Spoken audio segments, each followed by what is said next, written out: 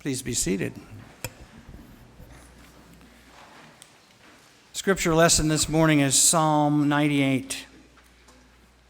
Oh, sing to the Lord a new song, for he's done marvelous things. His right hand and his holy arm have gotten him victory. The Lord has made known his victory. He has revealed his vindication in the sight of the nations. He has remembered his steadfast love and faithfulness to the house of Israel. All the ends of the earth have seen the victory of our God. Make a joyful noise to the Lord, all the earth. Break forth into joyous song and sing praises. Sing praises to the Lord with the lyre and the sound of melody, with trumpets and the sound of the horn. Make a joyful noise before the King, the Lord. Let the sea roar and all that fills it, the world and all those who live in it. Let the floods clap their hands, let the hills sing together for joy at the presence of the Lord. For he is coming to judge the earth. He will judge the world with righteousness and the peoples with equity.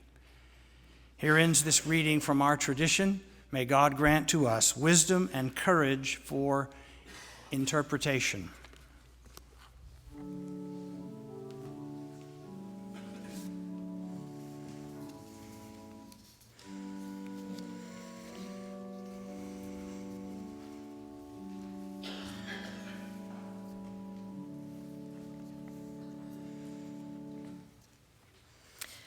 You know how this goes. When the scripture reading is a psalm, one of the first things we do is note the genre. If you brought your own Bible, which is likely a study Bible, it'll tell you a few things about the various genres of psalms: thanksgiving, lament, wisdom, royal, and praise. Psalm 98 is a combination of sorts, royal and praise, thought to be used in worship. But more praise than royal, though, urging not just the reader, but all of creation to make a joyful noise to the Lord. A plain reading of the text makes the message seem simple enough. The warrior king is victorious, Israel is on top, all is right in the world. But of course we know that ancient Israel really never was a powerhouse nation. The Hebrew Empire is not a thing. From a historical perspective, most of the Hebrew Bible finds ancient Israelites in captivity or in exile. Generally speaking, when dating almost any text in the Old Testament, it is safe to assume that the people were far removed from home and without sovereignty or self-determination. And yet, here we have this psalm of praise, even though there is no reason to think that life was peachy keen for the psalmist or for the people of Israel. There is a lesson here for us, of course, or even better, an invitation to deepen our spirituality. For as theologian Paul Meyer writes, the psalmist invites people to consider the activity of God as a movement of salvation that is oriented towards putting all things right. It is an activity that is infused with not only the movement of God, but the very presence of God in the thickness of human experience and in the movement of all things. We are invited to think of praise as a spiritual practice, or rather as a discipline, an act of intentionality. We, like the ancient Israelites did, are to offer praise, whether things are up, down, or sideways. But what is praise exactly?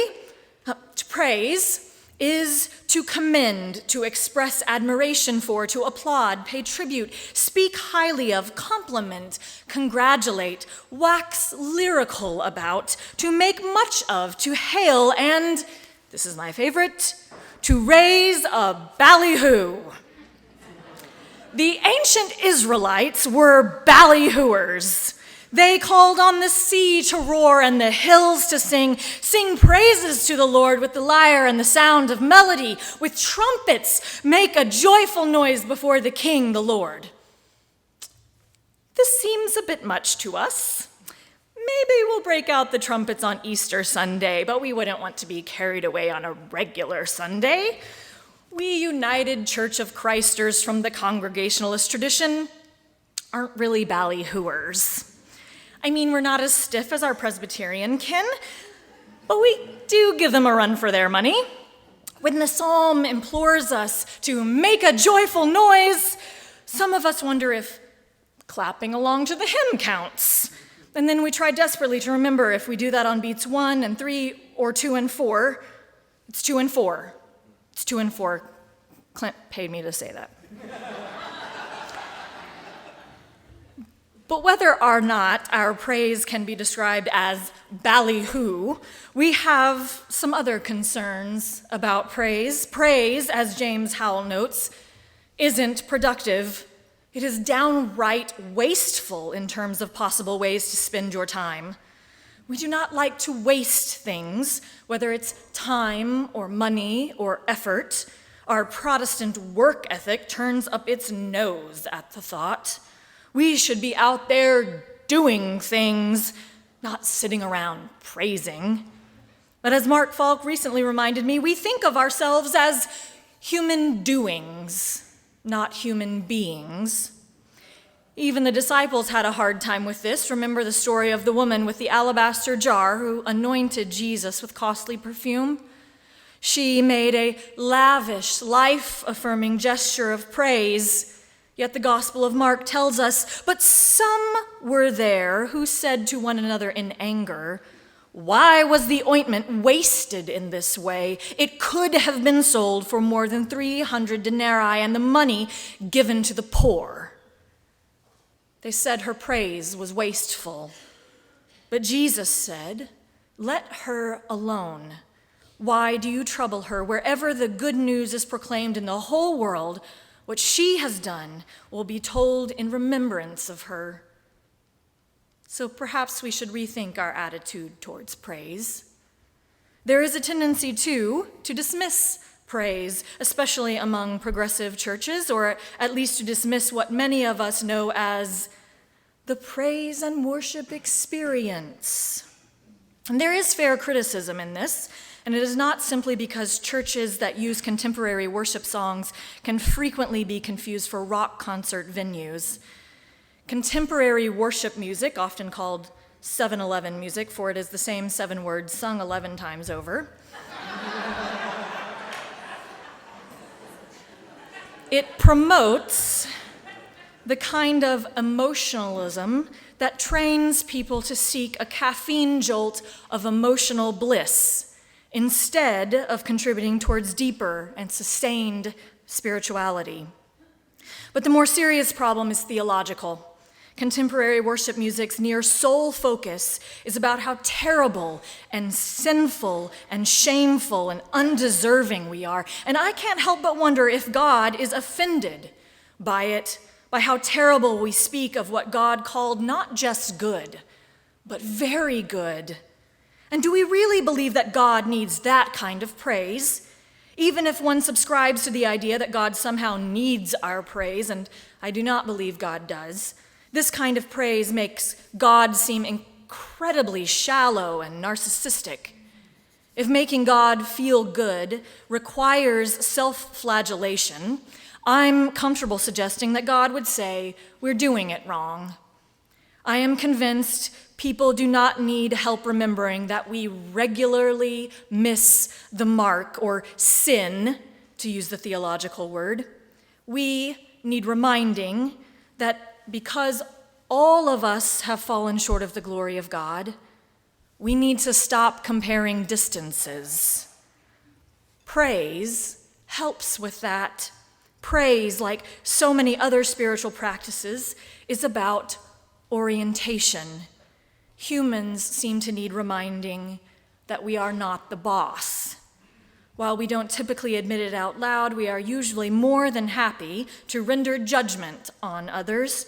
But praise serves to remind us that there is a divine mystery, which we call by many names, God, the ground of being, the Great Spirit, and that divine mystery has it covered. The psalmist reminds us, in the form of praise, that we are not judge, jury, and executioner, for the Lord is coming to judge the earth. The Lord, not us, will judge the world with righteousness and the peoples with equity.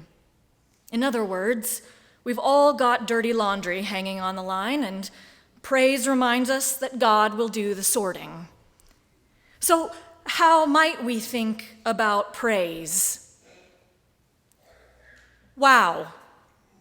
Wow is what I understand praise to be. It is awe.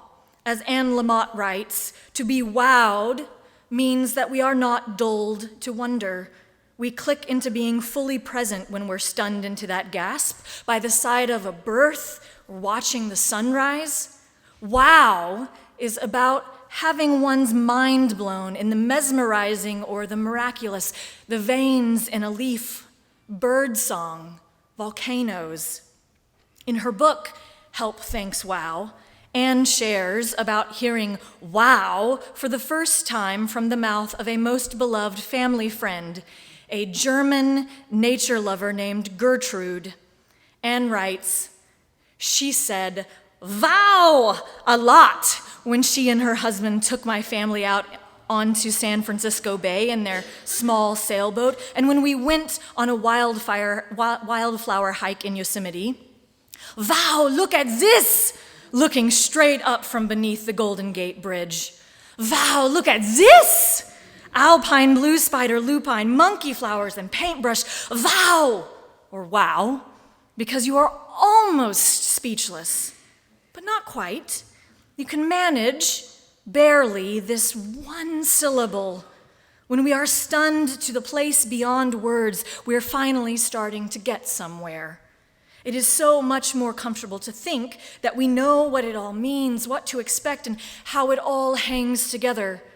When we are stunned to the place beyond words, when an aspect of life takes us away from being able to chip away at something until it's down to a manageable size and then file it away nicely, when all we can say in response is, "Wow," that is praise.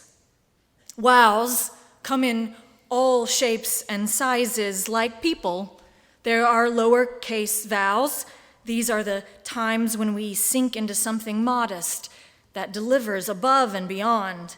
When you crawl between clean sheets after a hard day, you are saved. You feel like you are the best sandwich ever.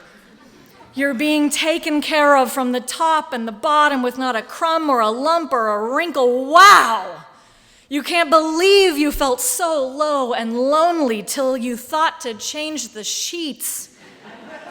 The cotton feels like cool, smooth skin. A lowercase wow might be seeing a kiddo execute a dive at the town pool or coming upon a blanket of poppies in the field that was destroyed by a grass fire last summer. And then there are the uppercase wows. Yosemite, fireworks, watching puppies being born at the neighbors. Remember first sort of being able to imagine the sheer size of dinosaurs at 5 or 6, trying to comprehend how a brontosaurus could be 75 feet long. Wow, and what must that have looked like as you studied dinosaurs then in school or in a book you took out from the library because you just had to know more about them? You learned that they were doomed and that they died out. And you saw paintings of them with their dinosaur families, and you saw that they did wriggly, pouncy family stuff, and that the nicer ones nibbled on high leaves like gigantic, lumpy giraffes, or like your grandpa taking a piece of turkey before Thanksgiving dinner. And then they were gone. Kaput. When you're a little kid, that's about as trippy as science gets.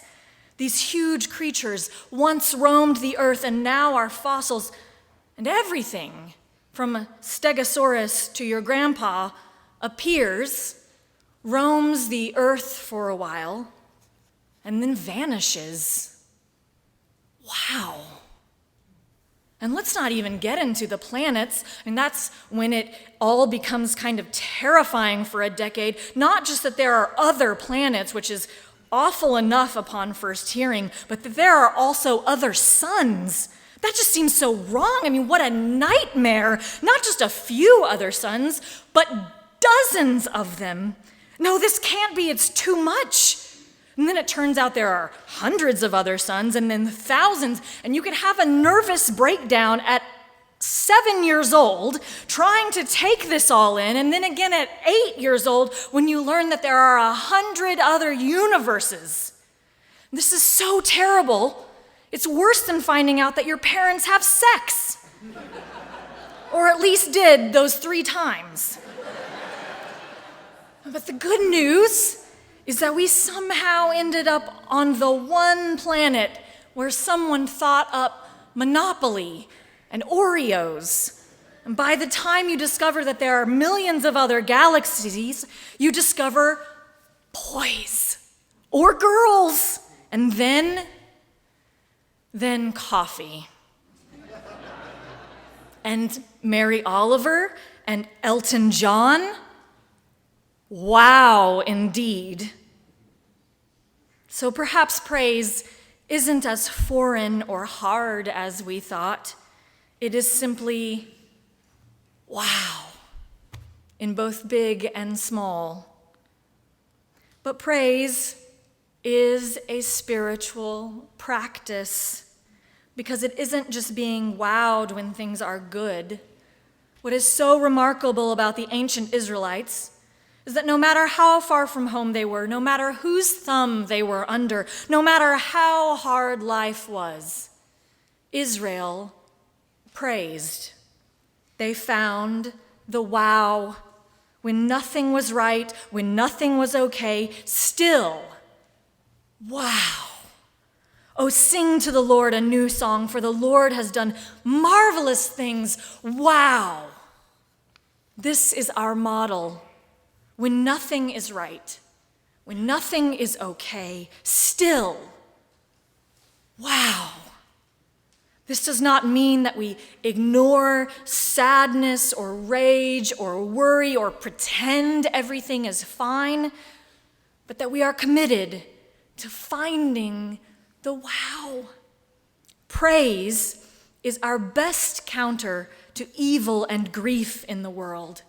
For if we are lost in wonder, love, and praise, there is not much chance we will be overwhelmed by cynicism or despair.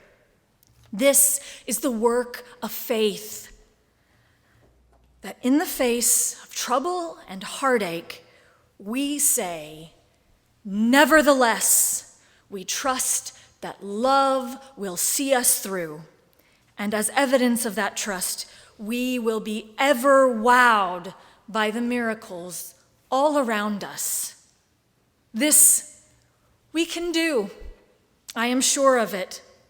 So let us rise now and sing our praise, even though things are not necessarily right or okay.